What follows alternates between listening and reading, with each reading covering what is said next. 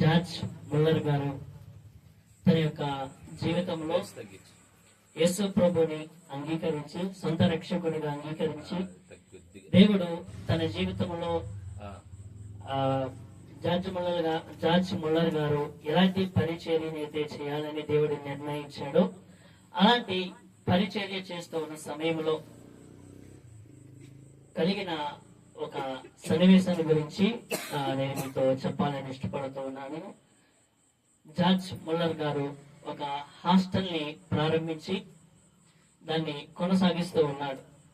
కొంతకాలము ఆ పరిచర్యను కొనసాగించి అనేకమైన అనాథ పిల్లలకి ఆహారము పెడుతూ వారిని బడికి పంపిస్తూ వారికి కావలసిన ప్రతి అవసరాలను కూడా తీరుస్తూ వస్తున్నాడు. అలాంటి సమయంలో ఒక దినాన అతని దగ్గర జార్జ్ ముల్లర్ గారి హాస్టల్లో ఎలాంటివి కూడా లేవు. ఉన్న సరుకులన్నీ కూడా అయిపోయినాయి. ఇంట్లో సరుకులన్నీ అయిపోతే మనకి ఎట్లా ఉంటది, తినడానికి ఇబ్బందిగా ఉంటుంది. అలాంటి పరిస్థితి హాస్టల్లో ఉన్న పిల్లలందరికీ కూడా ఉంది. సుమారుగా ఇంచుమించుగా ఆ హాస్టల్లో ఎంతమంది ఉన్నారంటే సుమారుగా 1200 మంది పిల్లలు ఉన్నారు. 1200 మంది పిల్లలకి ఆహారం పెట్టడానికి ఆ రోజున సరుకులు లేవు. అలాంటి సమయంలో హాస్టల్లో వంట చేస్తున్న వంట మనిషి జార్జ్ ముల్లర్ గారి దగ్గరికి వచ్చి, జార్జ్ ముల్లర్ గారు, మరి కొద్ది నిమిషాలలో మనము పిల్లలకి భోజనం పెట్టాలి, మరి ఏమి వండమంటారయ్యా అని అడిగాడు. ఇంట్లో ఆ హాస్టల్లో సరుకులన్నీ అయిపోయినాయి అన్నాడు. సరే అని చెప్పి వెళ్ళు అన్నాడు. అతను ఉంటున్న ఆఫీస్ రూమ్ లో కూర్చొని మోకారు వేసి విశ్వాసముతో ప్రార్థన చేశాడు. ఏం చేశాడమ్మా?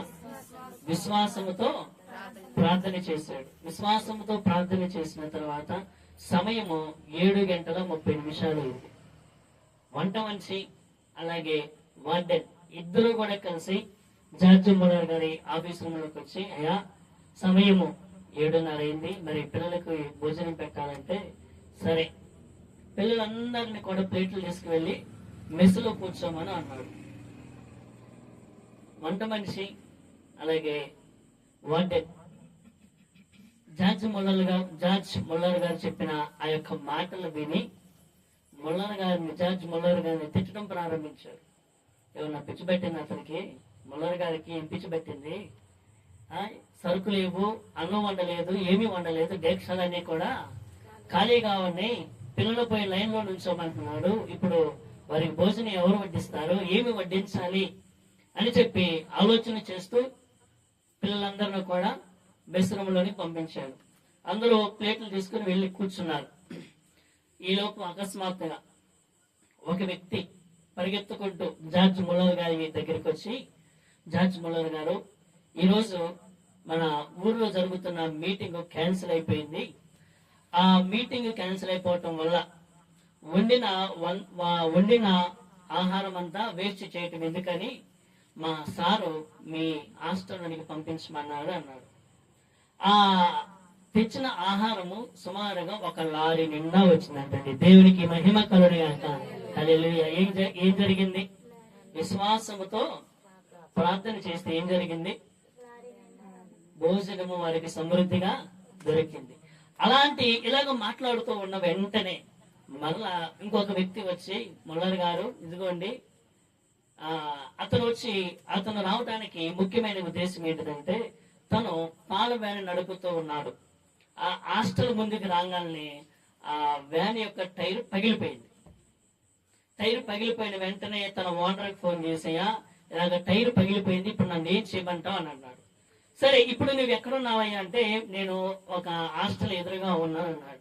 ఆ హాస్టల్ ఎవరిది అంటే జార్జ్ ముల్లర్ గారు నడుపుతున్న హాస్టల్ ఎదురుగా నేను ఉన్నాను అంటే, సరే నీ పాల వ్యాన్ లో ఉన్న పాలు అన్ని కూడా తీసుకుని వెళ్ళి ఎక్కడికి వెళ్ళాలి? జార్జ్ ముల్లర్ గారి అనాథాశ్రమంలో ఇచ్చేసి వచ్చేసే అన్నాడండి. అతను ఆ పాలు ఇవ్వటం ద్వారా ఎన్ని రోజులు ఆ హాస్టల్లో ఉన్న వారందరూ కూడా ఆ పాలు తాగారంటే 15 రోజులుగా సరిపడేంత పాలు వారికి అనుగ్రహించాడు. దేవుడికి మహిమ కలుగుగాక. హల్లెలూయా. మరి విశ్వాసము ద్వారా కలిగే ఆశీర్వాదాలను గురించి ఈ రాత్రికాల సమయంలో మనం విందామండి. ఎవరి గురించి? విశ్వాసము ద్వారా కలిగే ఆశీర్వాదాలు. దేవుడిచ్చే ఆశీర్వాదము. ఏ ఆశీర్వాదము? విశ్వాసము ద్వారా. ఈ జార్జ్ ముల్లర్ తన జీవితంలో విశ్వాసము ద్వారా ఎలాంటి ఆశీర్వాదాలను పొందుకున్నాడో మనము కూడా అలాంటి ఆశీర్వాదాలను పొందుకోవాలని దేవుడు ఆశపడుతూ ఉన్నాడు. ఏ ఏ సమయాలలో మన జీవితంలో విశ్వాసము ద్వారా ఆశీర్వాదాలను పొందుకుంటాము అంటే, అబ్రహాము గారి గురించి మనందరికి బాగా తెలుసు. అబ్రహాము తన జీవితంలో ఎలాంటి పరిస్థితుల్లో ఉన్నాడు అంటే, తన జీవితము ఎంత భయంకరమైన పరిస్థితి అంటే, తన జీవితంలో 100 సంవత్సరాలు ఈ భూమి మీద జీవించాడు. 75 సంవత్సరాలప్పుడు యెహోవా దేవుడు అతన్ని పిలిచాడు. ఎన్ని సంవత్సరాల వయసులో? 75 సంవత్సరాల వయసులో దేవుడు పిలిస్తే, దేవుడు చెప్పిన ప్రాంతానికి వెళ్ళాలని సిద్ధమయ్యి తన దేశాన్ని, తన బంధువులను, స్నేహితులను అందరినీ విడిచిపెట్టి తన ప్రయాణాన్ని కొనసాగించాడు. అప్పుడు దేవుడు ఏమంటున్నాడో తెలుసా? ఇదిగో అబ్రహాము, నేను నిన్ను దీవిస్తాను, నేను నిన్ను ఆశీర్వదిస్తాను అన్నాడు. కానీ అబ్రహాం ఏమంటున్నాడో తెలుసా? అయ్యా, నీవు నాకు ఎన్ని దీవెనలు ఇచ్చినా ఏమి ఉపయోగం? నీవు నాకు ఎన్ని ఆశీర్వాదాలు ఇచ్చినా ఏమి ఉపయోగం? నాకెవరు లేరు, పిల్లలు లేరయ్యా. ఎవరు లేరంట? పిల్లలు లేరు. పిల్లలు లేని సమయంలో నీవు నాకు ఎంత ఆస్తి ఇచ్చినా ఏమైనా ఉపయోగం ఉన్నదా అని అడిగితే, అప్పుడు అబ్రహాము తన యొక్క జీవితంలో ఏమి జరిగింది అని ఆలోచన చేసినట్లయితే, హెబ్రీయులకు రాసిన పత్రిక 11వ అధ్యాయము, హెబ్రీయులకు రాసిన పత్రిక 11వ అధ్యాయము 9వ వచనాన్ని మనం ఒకసారి చదువుదాం. విశ్వాసమును బట్టి అతడును అతనితో ఆ వాగ్దానమునకు సమాన వారసులైన ఇస్సాకు, యాకోబు అనువారును గుడారములో నివసించుచు అన్యుల దేశములో ఉన్నట్లు వాగ్దాన దేశములో పరవాసులయ్యిరి. దేవునికి మహిమ కలుగునుగాక. హల్లెలూయా. అబ్రహాము తన జీవితంలో 8వ వచనములో మనం చదివినట్లయితే, అబ్రహాము ఎలాంటి పరిస్థితుల్లో దేవుడి మీద విశ్వాసం ఉంచాడు అంటే, అసాధ్యము ఆ పని. అసాధ్యమైన సమయంలో దేవుడి మీద ఆధారపడటం ద్వారా, దేవుడి మీద విశ్వాసం ఉంచటం ద్వారా అసాధ్యమైనది సాధ్యమైనది. 100 సంవత్సరాల వయసులో పిల్లలు ఎవరైనా కంటారా? శారమ్మ గారి వయసు ఇంచుమించులో 90 సంవత్సరాలు. ఎన్ని సంవత్సరాలు? 90 సంవత్సరాల వయసులో శారా గర్భము ధరించి కుమారుని కన్నది అని బైబిల్లో రాయబడి, బైబిల్ గ్రంథంలో విశ్వాసమును బట్టి శారాయు వాగ్దానము చేసిన వాడు నమ్మదగిన వాడని ఎంచుకునే కనుక తాను వయసు గతించినదైనను గర్భము ధరించుటకు శక్తి పొందింది. చూసారా? శారా తన జీవితంలో విశ్వాసముతో నమ్మింది. ఏమి నమ్మింది? దేవుడు నాకు కుమారుని అనుగ్రహిస్తాడు అని నమ్మింది, విశ్వాసం ఉంచింది. కానీ దేవుడు ఆమె జీవితంలో ఏమి చేశాడు? అద్భుతమైన కార్యాన్ని దేవుడు చేశాడు. మరి విశ్వాసము ద్వారా మనం ఏమి పొందుకుంటాము అంటే, అసాధ్యాలను సాధ్యం చేసే దేవుడు. ఎవరు? నీవు నేను సేవిస్తున్న దేవుడు ఎలాంటి వాడు? అసాధ్యాలను సాధ్యము చేసే దేవుడు. అంటే అసలుకి ఎన్నటికీ కూడా అది కుదరని పని, ఎప్పటికీ కూడా అది సాధ్యము కాని పని. ఇంకా మనకి బాగా అర్థం కావటానికి, ఈ ప్రాంతంలో ఉన్న కొంతమంది మొదట్లో ఈ ప్రాంతంలో ఉన్న వారందరూ కూడా ఏమనుకున్నారు? ఇక్కడికి కరెంటు రాదు రాదు రాదు అని చెప్పి ప్రచారం అంతా జరిగింది. కానీ విశ్వాసముతో ప్రార్థన చేసినప్పుడు ఏం జరిగింది? కరెంటుని దేవుడు అనుగ్రహించాడు. దేవుడు అద్భుతమైన కార్యాన్ని చేశాడండి. ఈ ప్రాంతాన్ని ఏం చేశాడు?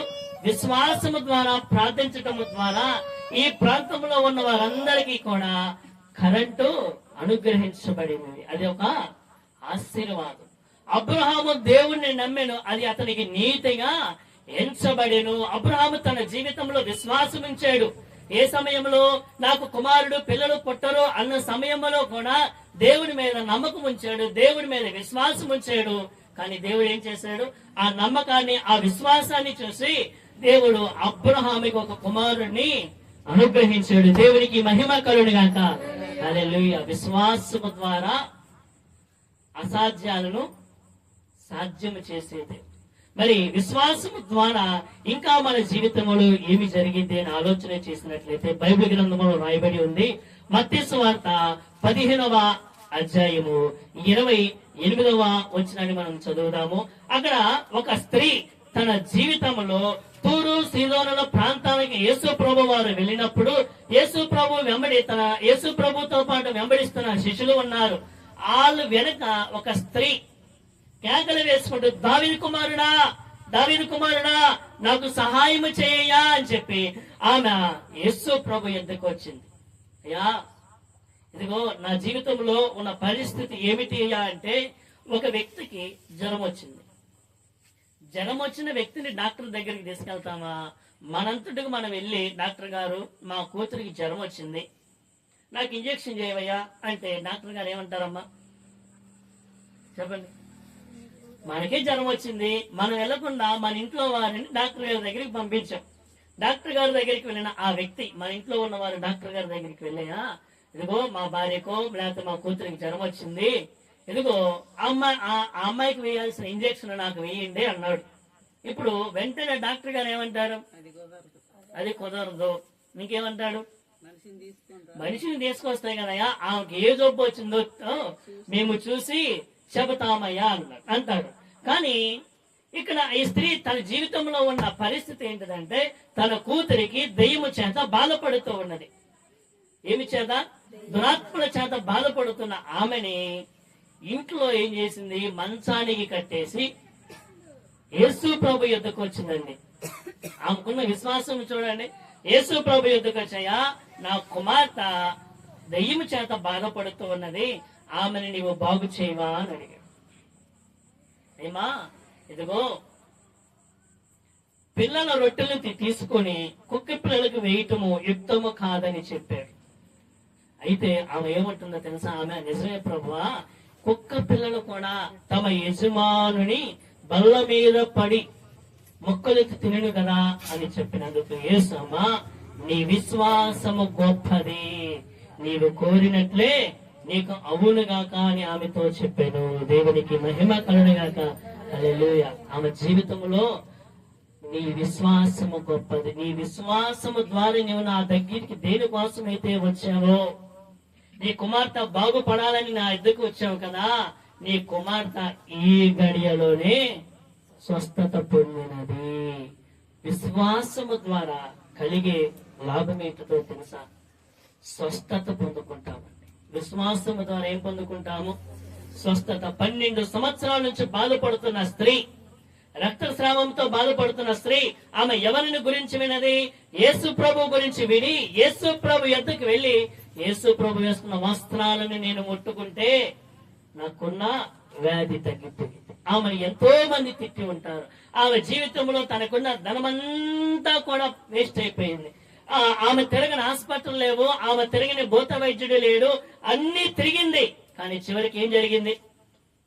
ఆమెకున్న రోగము నయమవకపోతే యేసు ప్రభు గురించి విని యేసు ప్రభు మీద విశ్వాసం ఉంచి విశ్వాసముతో దేవుని యొద్దకు వచ్చిన ఆమె జీవితంలో జరిగిన ఫలితం ఏంటో తెలుసా? మార్కు సువార్త 5వ అధ్యాయము 34వ వచనంలో రాయబడి ఉంటది. అందుకు ఆయన, కుమారి, నీ విశ్వాసము నిన్ను స్వస్థపరచెను. చూసారా? యేసు ప్రభు ఏమంటున్నాడు ఆమెని? కుమారి, నీ విశ్వాసమే నిన్ను స్వస్థపరచెను. విశ్వాసము ద్వారా అసలుకి కాని పని కూడా విశ్వాసం ఉంచి మనం ప్రార్థన చేస్తే దేవుడు ఆ కార్యాన్ని చేస్తాడు. విశ్వాసము ద్వారా ఏమి పొందుకుంటాము? స్వస్థతని మనము పొందుకుంటాము.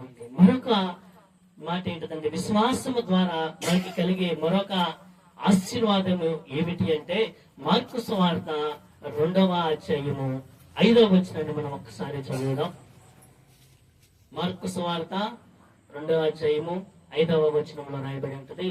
యేసు వారి విశ్వాసము చూసి, కుమారుడా, నీ పాపములు క్షమింపబడి ఉన్నవని పక్షవాయువు గలవానితో చెప్పాను. చూసారా? ఒక వ్యక్తి పక్షవాతముతో బాధపడుతూ ఉన్నాడు. తన యొక్క 9 స్నేహితులు యేసు ప్రభు ఉంటున్న ఆ కపెర్నహూము ప్రాంతంలోనికి ఒక ఇంట్లో ఉన్నప్పుడు యేసు ప్రభు యొద్దకు తీసుకొని వచ్చారు. ఇంటి లోపలికి యేసు ప్రభు యొద్దకు తీసుకురావడానికి ఖాళీ లేదు. అంతా కూడా ఎంతో మంది ప్రజలతో ఆ ఇల్లంతా నిండిపోయి ఉంటే ఇంటి పైకప్పు అంతా తీసి యేసు ప్రభు నుంచి నా ప్రదేశానికి తీసుకొచ్చాడు.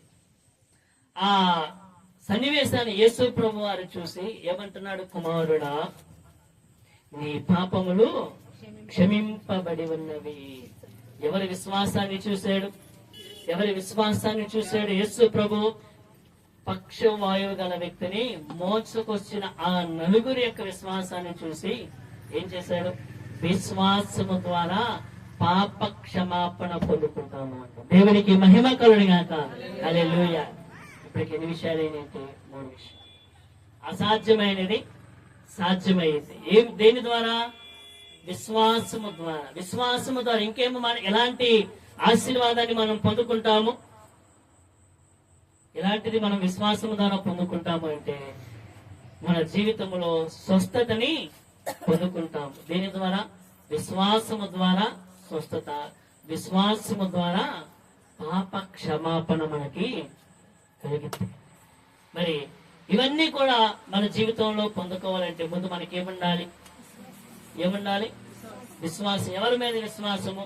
నిమ్మకాయ మీద విశ్వాసము, చెట్టు మీద విశ్వాసము, తర్వాత ఇంటి ముందు గడప దగ్గర ఇనుప స్టవ్ మీద విశ్వాసము, పడుకునేటప్పుడు చెప్పుల మీద విశ్వాసము, పడుకునేటప్పుడు ఇంకేముంటాయి? బూడిద ఉంటది, తర్వాత చీపిర్లు ఉంటాయి, ఇంకేముంటాయి అమ్మా? ఆదివారం అమావాస్య ఆదివారం రంగాల్నే గారిమండ ఉంటుంది. ఇది మనకి వీటి మీదే మనకి విశ్వాసం. ఎవరి మీద విశ్వాసము? చెట్టు మీద విశ్వాసము, నిమ్మకాయ మీద విశ్వాసము, ఆ చీపుర్ల మీద, చెప్పుల మీద, ఆ ఇనప వస్తువుల మీద మన యొక్క విశ్వాసము. అవి మనల్ని కాపాడుతావా? అవి మనల్ని స్వస్థపరుస్తావా? అవి ఎలాంటి దురాత్మల నుండి మనల్ని విడిపించబడతాయా అంటే అవి ఏమీ కూడా మనల్ని విడిపించబడవని. ఒక యవనస్తుడు, అతనికి సుమారుగా 16-17 సంవత్సరాల వయసులో ఉన్నప్పుడు తన జీవితంలో జరిగిన ఒక సన్నివేశాన్ని గురించి చెప్తూ ఉంటే నాకైతే చాలా నవ్వు వచ్చింది. ఆ వ్యక్తి చెప్పిన మాట ఏమిటంటే, ఇదన్నా నేను పనుకొని నిద్రపోయేటప్పుడు అర్ధరాత్రి 11, 12, 1 గంట సమయంలో ఎవరో వచ్చి నన్ను కొడతారన్నా ఉలిక్కిపడి లెగిసి చూస్తా. కానీ చుట్టుపక్కల చూస్తే ఎవరు కూడా ఉండరు. సురుక్కని నడిపును కొడతారన్నా, కానీ లేచి చూస్తే ఎవరు కూడా లేరు. ఈ మాటను మా తల్లిదండ్రులకు చెబితే నేను పనుకునే మంచం చుట్టూ కూడా మంత నుంచి నేను నిమ్మకాయలు పెట్టారన్నా అన్నాడు. ఆ నిమ్మకాయలు పెట్టినాక ఏం జరిగిందంటే మరలా అదే పరిస్థితి. ఏ పరిస్థితి? ఇంతకుముందు నిమ్మకాయలు పెట్టక ముందు అయితే ఒక దెబ్బే కొట్టేవాళ్ళు, ఇప్పుడు నిమ్మకాయ పెట్టిన తర్వాత 2 దెబ్బలు పడ్డాయి అన్నా అంటున్నాడు. ఉదయం లేచి చూసుకుంటే వీపంతా కూడా ఏమైపోయిందో తెలుసా? ఎర్రగా కందిపోయింది. అంటే మన జీవితంలో మనం ఎవరి మీద విశ్వాసం ఉంచుతున్నామో అని ఆలోచన చేసినట్లయితే మాంత్రికులు చెప్పే విషయాల మీద మనం విశ్వాసం ఉంచుతాం. ఈ లోకపరమైన ఆచారాలు వాటి వైపు మనము తిరిగి నిజమైన దేవుని పైన విశ్వాసాన్ని మనము వదిలివేస్తూ ఉన్నామండి. కానీ ఈ రాత్రి కాల సమయంలో ప్రభు మనతో మాట్లాడుతుందిగో, విశ్వాసము ద్వారా కలిగే ఆశీర్వాదాలు ఏంటి అంటే నీ జీవితంలో ఏదైతే జరగదు అని ప్రజలు చెబుతూ ఉన్నాడో దాని విషయమై నీవు దేవుని దగ్గర విశ్వాసముతో అడిగితే అది దేవుడు కార్యము చేయబోతూ ఉన్నాడు. దేవునికి మహిమ కలుగుగాక. హల్లెలూయా. ఏం చేయబోతూ ఉన్నాడు? ఇదిగో నీవు పరీక్షల్లో ఎన్ని పరీక్షలు రాసినా, ఎన్ని సంవత్సరాల నుంచి నీవు చదివినా నీవు పాస్ అవ్వని నీతో చెప్పారా? ఇదిగో నువ్వు ఎన్ని హాస్పిటల్ తిరిగినా ఈ రోగము తగ్గదు అని చెప్పారా? నీలో ఉన్న విశ్వాసము కాస్త అవిశ్వాసం అయిపోయిందేమో. ఆలోచన చేయి. రాత్రి కాల సమయంలో ప్రభు మనతో మాట్లాడుతూ అనేదిగో అసాధ్యమైనవి సాధ్యము చేసే దేవుని పైన విశ్వాసం ఉంచాలని దేవుడు ఆశపడుతూ ఉన్నాడు. మరి నీ జీవితంలో ఉన్న అనారోగ్యత విషయంలో దేవుని మీద ఆధారపడితే, దేవుని పైన విశ్వాసం ఉంచితే ఏం కలిగిస్తాడు? స్వస్థత అనుగ్రహిస్తాడు. మరి 3వదిగా మనం ఏం పొందుకుంటామంటే విశ్వాసము ద్వారా పాప క్షమాపణని పొందుకుంటాం. ఈ 4 వ్యక్తులు పక్షవాయువు గల వ్యక్తిని యేసు ప్రభు యొద్దకు తీసుకొని వస్తే ఏమంటున్నాడు? వారి విశ్వాసామన్ని చూసి, కుమారుడా నీవు చేసిన పాపములు క్షమించబడి ఉన్నవి. చూసారా, పాప క్షమాపణ. దేని ద్వారా? విశ్వాసము ద్వారా పాప క్షమాపణను మనం పొందుకుంటాము.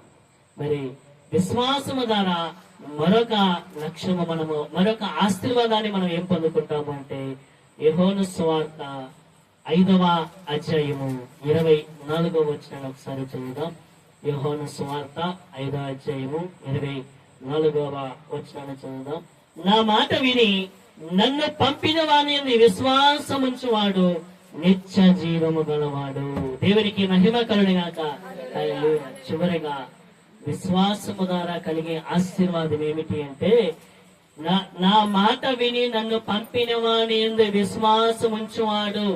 యేసు ప్రభు అంటున్న మాట ఏమిటంటే, ఇదిగో నేను ఎవరినైతే ఈ లోకంలోనికి పంపుతూ ఉన్నానో వారు చెప్పిన మాటని నీవు విని, వారు చెప్పిన మాట నీవు విశ్వాసముతో ఉంటే నీకేమి అనుగ్రహం ఏమి దొరికిందంట? పరలోకము. ఏమి దొరికింది? ఎవరు చెప్పిన మాట వినాలి?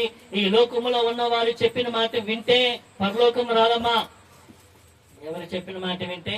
ఈ లోకంలో ఉన్న వారు చెప్పిన మాట వింటే, అంటే ఈ లోకంలో ఉన్న మన స్నేహితులు చెప్పిన మాట వింటే మనకు పరలోకము దొరికిందా? ఈ లోకంలో మన యొక్క స్నేహితులు, మన బంధువులు, మన ఇరుగు పొరుగు వారు చెప్పిన మాట విని సినిమాకి వెళ్తే పరలోకం వెళ్తామా? మరి ఇప్పుడు ఎవరి మాట వింటున్నాం? దేవుని మాటను వింటున్నామా? లేకపోతే ఈ లోకంలో ఉన్న వారి చెప్తున్న మాటలు, అంటే సాతాను సంబంధమైన వారు చెప్పిన మాటలు వింటున్నామా? లేకపోతే దేవుడు చెప్తున్న మాటలను మనం విని ఉంటే మనకి ఏమి అనుగ్రహించబడుతుంది? పరలోకము మనకి దొరికింది. విశ్వాసము ద్వారా కలిగే ఆశీర్వాదాలు ఏవేంటి? 4 విషయాలు చెప్పాయి. 5 విషయాలమ్మా? 4 విషయాలు. మొట్టమొదటిది ఏమి దొరికింది? అసాధ్యమైనవి సాధ్యమవుతాయి. మరి రెండో ఆశీర్వాదం ఏంటిది? విశ్వాసము ద్వారా స్వస్థతలు పొందుకుంటాం. మరి మూడవదిగా పాప క్షమాపణ పొందుకుంటాం. చివరిగా 4వదిగా విశ్వాసము ద్వారా మనకేం పొందుకుంటాము? పరలోకాన్ని మనము పొందుకుంటాం. మరి ఈ రాత్రికాల సమయంలో ఇవన్నీ కూడా మనం పొందుకోవాలి అంటే మనకేముండాలి? ఎవరి మీద విశ్వాసం ఉండాలి? దేవుని పైన మనము విశ్వాసం ఉంచాలి. దేవుని సేవకులు చెప్తున్న ఆ మాటల పైన మనం విశ్వాసం ఉంచాలి. ఒక సంఘం అయితే ఇదిగో బైబిల్ గ్రంథంలో ఇలాగ రాయబడిందో లేదా అని చెప్పి ఇంటికి వచ్చి మాస్టర్ గారు చెప్పిన వాక్యాన్ని మరలే శ్రద్ధగా చదివేవారు ఉన్నారు. మనకైతే అంత టైం లేదు అనుకుంటున్నాం, కానీ అంత టైం మనకి ఉంది. దేవుడు మనకి అనుగ్రహించాడు. అయినా సరే మనం ఏం ఉన్నాము అంటే దేవుని యొక్క మాటలను మనము నిర్లక్ష్యము చేస్తూ ఉన్నాం. దేవుని మాటలను మనం ఏం చేస్తా ఉన్నాం? నిర్లక్ష్యము చేస్తూ ఉన్నాం. ఈ మాటలు శబ్దాంతరం ద్వారా వింటున్నాం. మనము గడిచిన 2 రోజుల నుంచి వింటున్నాం. అయితే ఇదిగో ఇంకా ఉందలే సమయము, ఇంకా నేను రక్షణ పొందొచ్చులే, ఇంకా దేవుని మీద విశ్వాసం ఉండొచ్చులే అని నువ్వు అనుకుంటున్నావేమో. కానీ ఇదే ఈ రాత్రి చివరి సమయమేమో. పరీక్షించుకో. ఇంకా నీవు దేవుని మీద విశ్వాసం ఉంచలేదేమో ఆలోచన చేయి. మరి ఒకవేళ నీ జీవితంలో దేవుని పైన విశ్వాసం లేకపోతే ఇవన్నీ కూడా మనం పొందుకోలేము. ఏమేమి పొందుకోలేము? పరలోకాన్ని మనము పొందుకోలేము, స్వస్థతలను మనము పొందుకోలేము. మరి ఇంకా మన జీవితంలో అసాధ్యమైనవి సాధ్యము చేసుకోలేమండి. పాప క్షమాపణ మనకి పొందుకోలేము. అవిశ్వాసము ద్వారా ఈ ఆశీర్వాదాలన్నిటిని మనం పోగొట్టుకుంటూ ఉన్నాం. మరి ఈ రాత్రి అయినా సరే విశ్వాసము ద్వారా ఆ ఆశీర్వాదాలన్నిటినీ మనం పొందుకోవాలని దేవుడు ఆశపడుతూ ఉన్నాడు. మరి ఈ రాత్రి అయినా సరే నీలో నాలో మనందరిలో ఉన్న అవిశ్వాసాన్ని తొలగించమని దేవునికి ప్రార్థన చేస్తే ఖచ్చితంగా దేవుడు మనకి సహాయం చేస్తాడు. అందరము కూడా తలలో ఉంచుదాం.